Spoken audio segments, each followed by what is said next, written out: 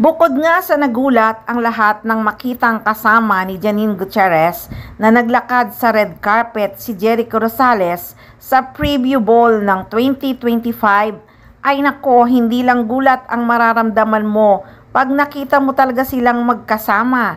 Diyos ko, Mio Marimar, kakilig-kilig talaga ang Econin.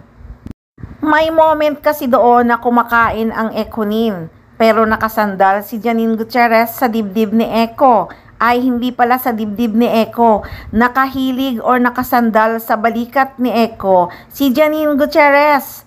Hay, pabebe yan. Grabe naman yung moment na yan, so sweet talaga. Halatang kilig na kilig ang Econin sa isa't isa. Nilalanggam talaga ang dalawa sa preview ball 2025. Kaya naman pinag-usapan talaga sila sa social media. Trending na naman ang paayuda ng Econin. Nako, lagi naman talagang trending ang Econin, hindi ba? Bago pa nga ang preview ball ay nag-trending din yung prank ni Janine Gutierrez kay Eco tungkol nga doon sa kaping nasa pack. Best mood talaga ang mga fans. Aliw na aliw kasi si Janine sa pagpaprank kay Eco dahil mukhang sumakses nga siya dahil ang dating nga sa kanyang boyfriend ay nasapak ang bumili ng kape at hindi yung nasapak ang kape.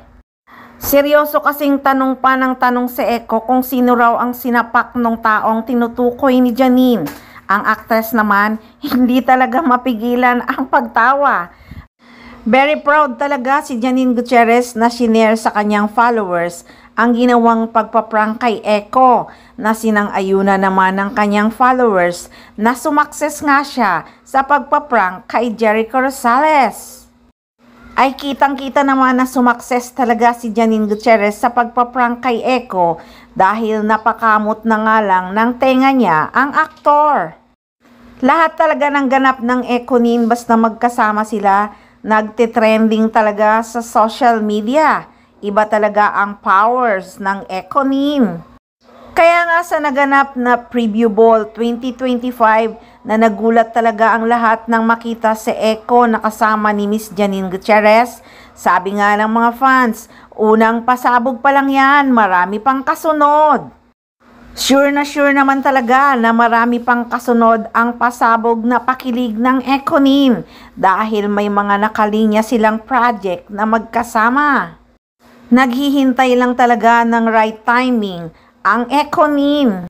Sobrang busy pa kasi talaga ni Jericho Rosales, hindi talaga maisingit ng aktor.